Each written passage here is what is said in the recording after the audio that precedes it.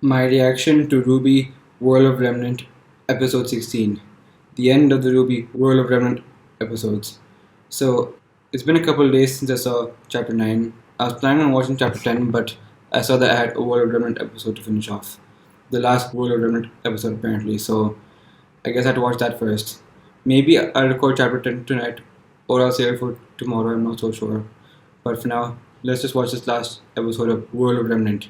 So, in the previous episode of World of Remnant, Crow talked about the Schneiders company. He had a lot to say about that. He even doodled on the screen about some stuff, like about Jacques and all that. So, the Schneiders company was founded by Nicholas Schnee, whose father worked in a coal mine. He spent his days in combat school and trying to learn more about stuff he didn't already know. And after he graduated, so Mantle kept relying on other countries for dust. They didn't have a lot of dust because they kept mining it and using it for other developments. And the dust in their region is so far down and had to be mined a lot because they had to use it a lot to survive in their areas. And I think because that they ended up depleting most of Mantle's dust reserves. So Nicholas didn't want to be reliant on other countries for dust. So after he graduated from combat school, he and his friends set out to find a dust deposit, and they found it. And a few years later, he founded the Schnee Dust Company that supplied dust to all over Remnant, and it was a good business. He was helping out the people. Unfortunately, he kind of overworked himself, and that led to him retiring early. He kind of wore himself out working in dust mines all the time. After his father died, he left Nicholas with everything, and that's when he started searching for the dust deposit. But because he worked so hard, he had to retire early. And then to take over the company was Jacques Jude, who married into the Schnee family by marrying who I think is Nicholas's daughter. And so he chose the Schnee name over his own and then convinced Nicholas that he was the best person to take over the Schnee Dust Company. He managed to bring a lot of success to the company, but sacrificed the company's soul in the process. He started taking out the competition, doing whatever it takes to make sure he and only he was able to stand at the top. As Crow said, he didn't care about people, he cared about winning. And he is the reason why so many people think so poorly about the Schneider's company. He put so many other small Dutch shops out of business and made sure only he could stand at the top. And so that's what the Schneider's company is today, but who knows who it's going to be tomorrow. And Jacques has no longer made Weiss the heiress to the Schneider's company. Now he wants his son Woodley to take over it instead. So I'm not sure if Weiss was. So I think that may be it for that or episode. Time to start. The episode is starting right now.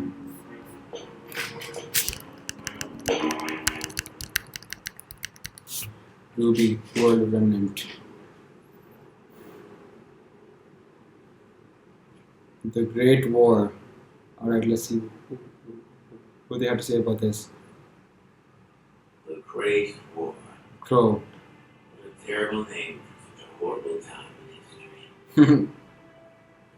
It was not Though the war great. itself lasted around 10 years. Oh, The century 10 years. leading up to it was filled with so much tension, might as well lump them together. Alright, so Most 110 of the years. tension was coming from Mistral. Mistral. Territories rich with resources and safe from Grim always been an And demand. safe from Grim. The Emperor of Mistral had managed to conquer nearly all that Anima had to offer. Thanks in part Anima, to the an continent. unlikely friend, Remnant. Mantle. The two kingdoms had formed an alliance. Mistral provided the small kingdom with goods unavailable in the frozen tundra. In Okay. return, Mantle introduced technological innovation as well as guidance in the settlement of Anima's cold northern territory. Okay. It was good until it wasn't. What happened? An incident in Mantle led to a strange and unexpected decree. The creatures of Grim? Abolishment of the arts of repression and self-expression. Oh, The people of Mantle had come to believe that they would be much safer from the Grim if they could simply keep the emotions of the masses in check. oh. Given Mistral's strong artistic culture, many assumed this would be the end of their alliance. But they were wrong. Mistral complied selectively, enforcing Mantle's wishes only in the Oh, outer no. territories.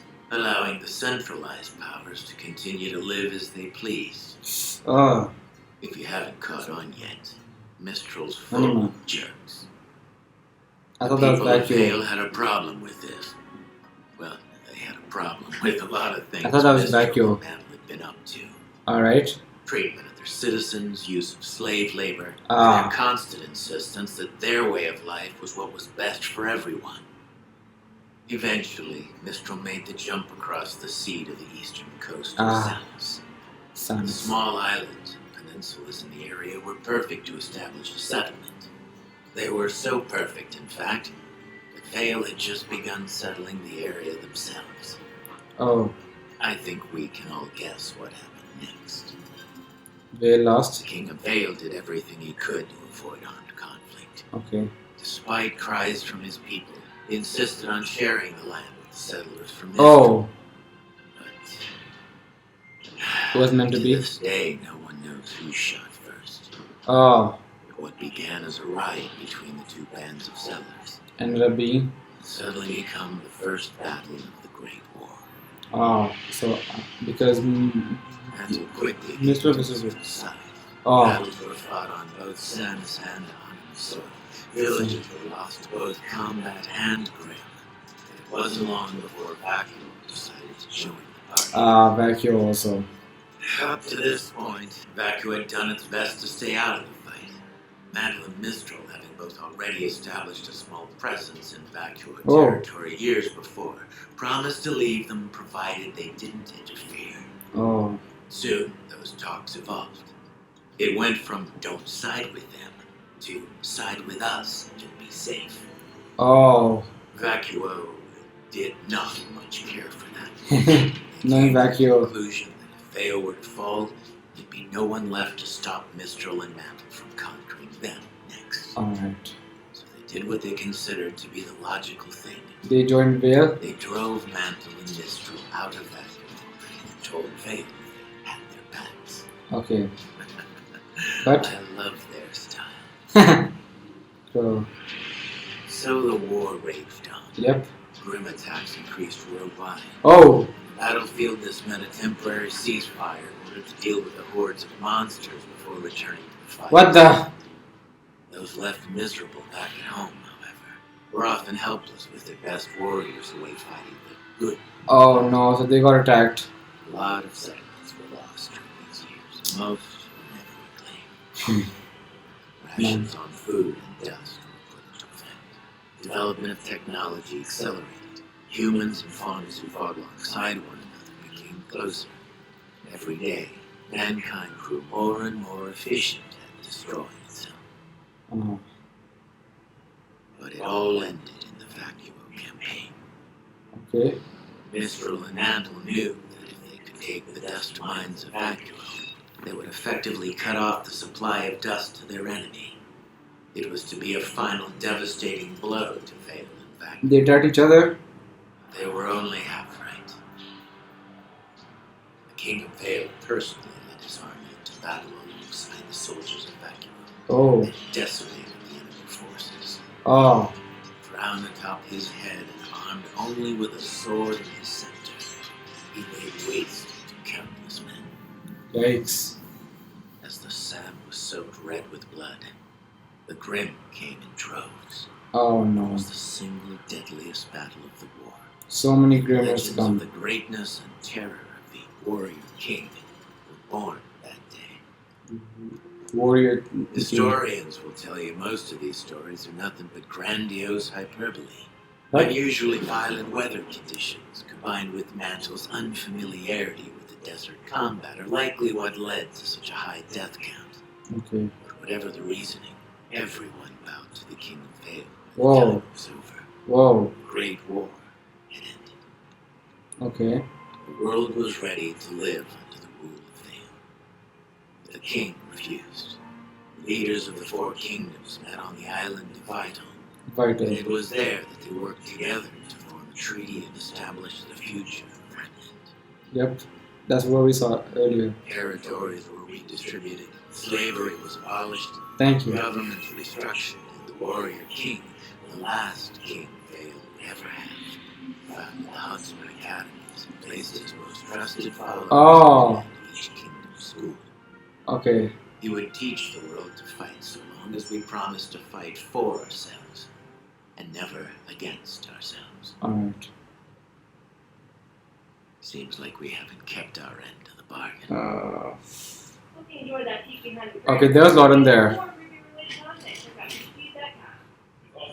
Other great animated content on the channel, so go ahead and click that video to watch more.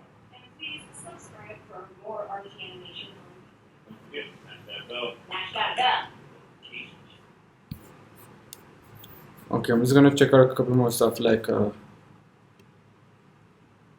about what's started with Mantle. It's unavailable in the frozen tundra. The settlement of until an old northern territory. So they were trading and then Good. Until it wasn't. And Grim instead, came. that led to a strange and unexpected decree. The abolishment of the arts of repression and self-expression. Okay. So something happened on Mantle while they were getting transported goods from Mistral and they were sending technology back to Mistral. I think some Grim attack or something. And so they abolished self-expression so that in order to keep the Grim away and keep themselves safe. And then The people of Mantle come to believe that they would be much safer from the Grim if they could okay, so they thought by suppressing their emotions the Grim wouldn't come to attack them. complied. But they were wrong. Mistral complied strong, artistic culture. Then he assumed this would be the end of their alliance. And they asked Mistral to also do the same thing and they complied. Allowed And then they applied the same rule over there as well. They abolished self-expression in order to keep the Grim away. the centralized powers to continue to live as they please. Oh yeah, so you mentioned the top brass gets to live happy lives and the lower part is full of all black market. So, and I guess I shouldn't be too surprised that the main higher ups are all high and they think only of themselves and If you haven't caught on yet, Mistral's full of jerks. yeah. The people of Vale had a problem with this. That their way of life was across the sea to the eastern coast of Samus. The small islands Okay then. and peninsulas in the area were perfect to establish a settlement like next near themselves. In fact, the Vale had just begun settling the area. Despite cries from his Okay, so Vale didn't agree with Mantle and Mistral's ways. So Mistral sent forces to Vale to build a settlement there. People of Vale wanted to stop them, but the king decided to accept Mistral's settlement and allow them to stay on Sanas. people, he insisted on sharing the land with the settlers from So he shared this land. What began But then something happened and either Vale attacked first or Mistral attacked first. There's no way to know. But something happened and then some conflict started and that's what started the Great War. And then Mantle came to Mistral's aid and that's where it started. first, so So first it was just Mantle and Mistral versus Vale. At first, Vacuo was staying out of it because Mantle and Mistral had a small piece over there, and sorry, what was it again? Sorry. to leave them, who had done its best to stay out of the fight. Madeline and Mistral having both already established a small presence. Okay, so they had a small part in Vacuo, and so they told Vacuo as long as they stay out of it, then they won't be harmed. And eventually, it changed to side with us or else. So Vacuo pushed out Mistral and Mantle and decided to aid Vale in the Great War. They told Vale, if you have trouble, we'll be there to back you up. So that's how the Great War kept on going, and that's how it became between Vacuo and Vale versus Mistral and Mantle. And as they kept battling, they kept on being attacked by the creatures of Grimm, so they had to fight those off and then get back to battling. However, the nearby settlements weren't too lucky. They didn't have ways to defend themselves against Grimm and they kept being destroyed by them. So that caused a lot of development to take place, but settlements got destroyed by Grimm attacks because no one was left to protect them. All the best fighters were off fighting in the war, and science also evolved a lot during these years to combat in the war. And finally, in Vacuo, it all came to an end. It would effectively cut off the supply of dust to their.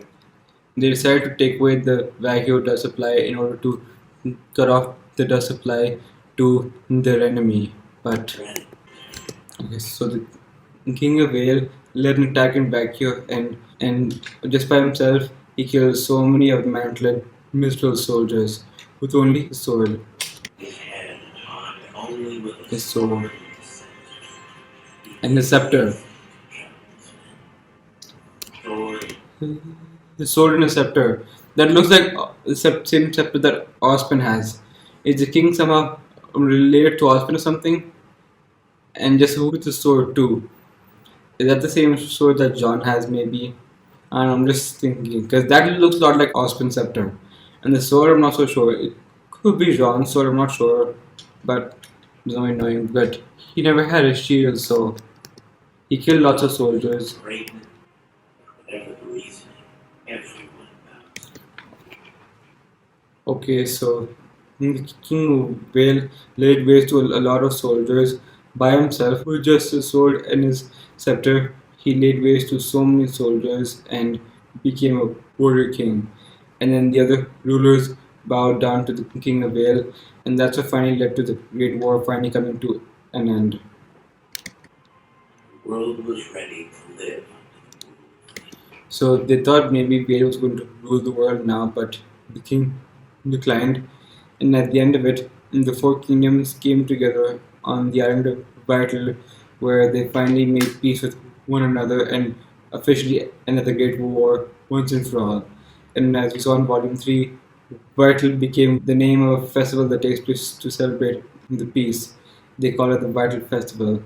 It takes place on one of the four kingdoms every year. Vital was the island where they made peace with each other, and they decided to name the festival after that island. Established the future of Remnant. Slavery was abolished. Slavery abolished. And so the last king of Vale founded the Huntsman Academies to train warriors to protect humanity, all of humanity. And that includes the foreigners as well, from any threats that may come its way. That's what they were supposed to do. Unfortunately, Crow said that they haven't kept their end of the bargain. And I guess Cinder and a few others may be examples of that. So I think they may have been huntresses or something and they may have gone rogue. So maybe that's where they failed. So we finally got to know about the Great War. It was nice how it happened. So the King of Vale defeated so many soldiers and then founded the Huntsman Academies, and Vale never had that kind of king ever again, huh? Interesting. So, okay, I don't know what should I say next. What should I say next about the war?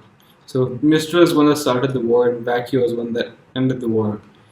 Everyone on Mistral are jerks, huh?